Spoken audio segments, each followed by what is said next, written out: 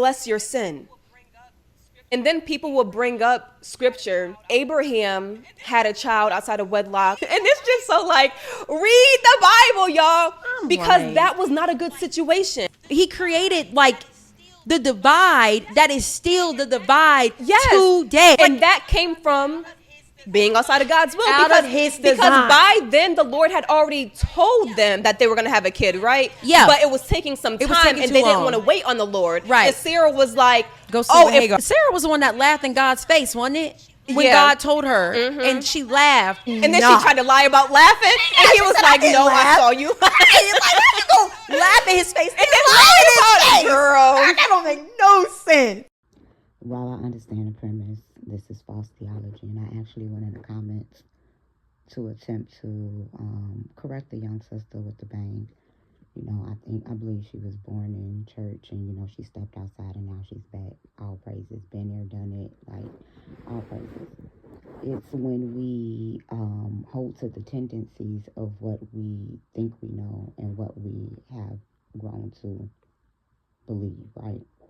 So in Christianity, we were always told that Lot and Abraham had to separate because of disobedience. That nobody told Abram to bring Lot along with him. We are missing cultural markers, historical markers, X, Y, and Z. Lot had to come along because there was a famine in 2180 BC, which is what we're going to get into. When I attempted to tell this young sister, I'm like, no, Hagar is his wife. She's not some side chick. He did not step outside of his marriage. That's not what happened at all. Let's get some historicity. So when we begin to look at Abraham, contemporary with second millennial BC, we will see that there was indeed a famine in the Levant area. It actually took place in 2180 BC. Therefore, there was an Asiatic incursion of these people group that came over.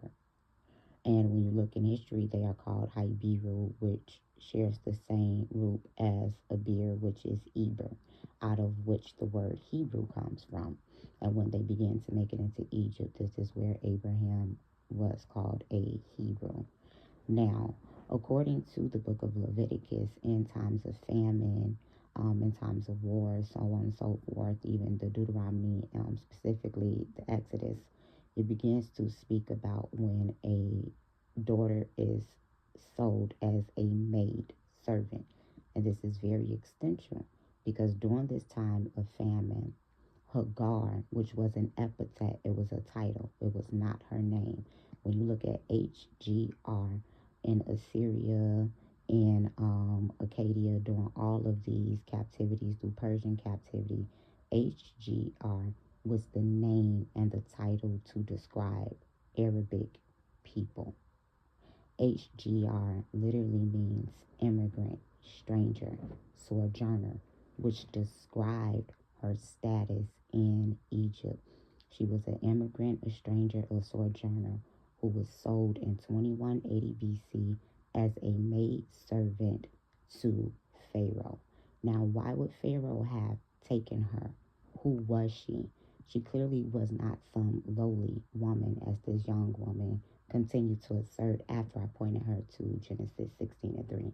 I be thinking that when you show people that they'll read the scripture and have some correction, but I was wrong. So she continued to double down and say that she was just a maid servant, a concubine at best. She actually began to use the Hebrew to attempt to prove that Hagar was a concubine. So when we began to look, Hagar's grandfather, Salah, was Salil in Islam in Genesis 10.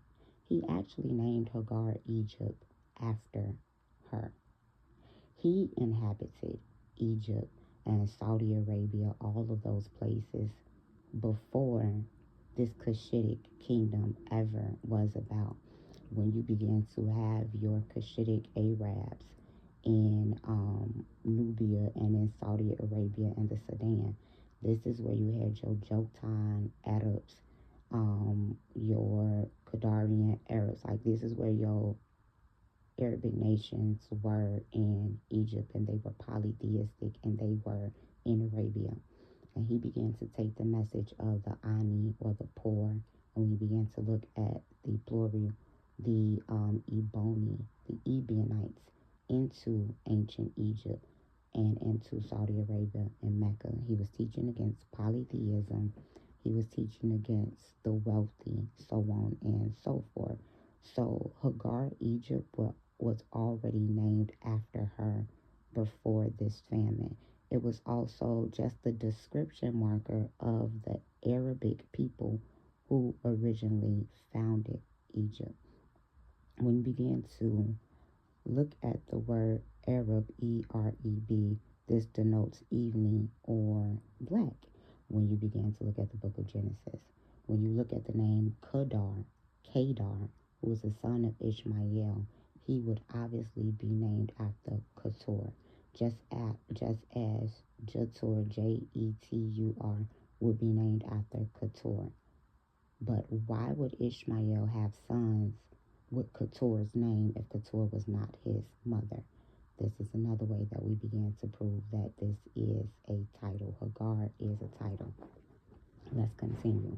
So when you began to look at these polytheistic Arabs, they're being converted to the Akkad, to the oneness of the Most High, even before this Cushitic dynasty. So according to these Near Eastern customs, due to famine, Hagar was sold to Pharaoh and he entreated her as a daughter. How do we know this? Because that's the only way he would have been able to sell her give her, as a maid servant to Sarah. And the reason that this was able to take place was for a peace offering between them. Why would a peace offering be needed? Due to the fact that he attempted to lay with Sarah, who was already a wife of Abram. When we begin to look at Genesis 10, it tells us that they were in ancient Egypt 10 years. When we begin to study the books outside of the Bible that explains a lot that's in the Bible, when a man or woman is married for 10 years, if she is still barren, she can give her husband another wife. However, that was not what the Most High told them to do. Now, Sarah did not laugh in the face of the Molech because she was still in the house. And he heard her laugh, and yes, she denied it. Sarah began to step in. So for Abraham to be blamed, it's just black women lacking accountability for other black women. And it's also lacking accountability for the fact that Sarah dealt unrighteously with Hagar. She used her. We began to look at levirate marriage for the women.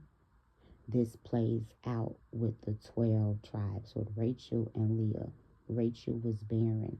Therefore, she gave Jacob her handmaiden, and those children would still belong to Rachel. If Sarah was dealing righteously with Hagar, she would have entreated Ishmael as a son. She puffed up, and it's some stories out there between them that I'm not going to go into, causing Hagar to flee. Hagar wasn't able to flee on her own. Why? Because she was a married woman. If she was just a slave or a bondwoman, she could have the option of leaving without any food, without any substance. She had to go back and to submit under Sarai. So when Abraham put her away, he never gave her a bill of divorcement. Now let's look into Genesis 16 and 3. When you look at the word Esat for wife with Sarah, although it appears different, when you click on it, it still leads back to Isha, Ishah. When you click on the word for wife for Hagar, it's La Isha. And when you look at the La, I'm not sure because I don't have it in front of me. It's possibly a definite article, but I'm not sure. But it is still Isha, which means woman or wife, childbearing, in direct relationship to the marriage of a woman. It begins to denote a senior status amongst other women. It is directly related to the word ish, which means husband in Hebrew. So this young sister was again wrong with her interpretation. When we look at the name Couture, it means incense, which is a reference to the white stone incense that was found in ancient Egypt, which have a Cushitic origin from Mesopotamia during the time that these Hebrew people were there. Couture also goes into the word knot, which symbolizes that she kept herself until Abraham took again a wife. When the Bible begins to say, and Abram took again a wife, it's very essential to know that before Isaac married Rebekah, he was coming from Bel Elroy. This is where the Most High who sees began to provide provision for Hagar and Ishmael at Zim well. Zim well is named after Zimran, which is a son of Keturah. Why would Hagar be present at a well named after Keturah's son if that was not okay? So when you begin to see Isaac began to go gather Ishmael and brought Ishmael to Abraham, and again he took Keturah.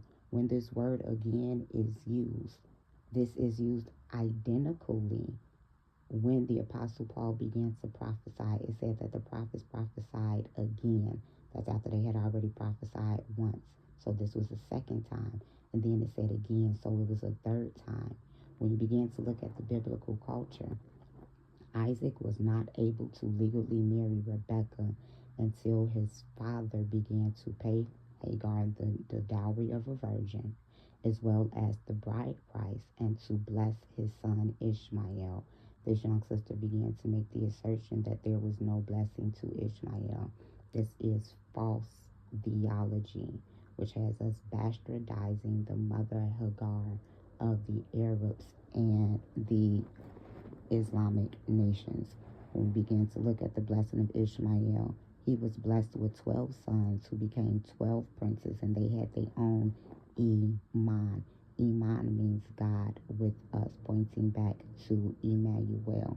They are living out their promises for keeping the Ahad, Ahad, which is Akkad in Hebrew, which is the oneness of the Most High, the Shema. It is essential to know that due to them keeping the Shema, all of their riches and oil and so on and so forth, they have kept their covenant. We need to come out from amongst them and be separated and be open to learning and having doctrine corrected versus being puffed up in pride and arguing in comments, because that's not what the Most High has us here for. We're here to learn. Food for thought.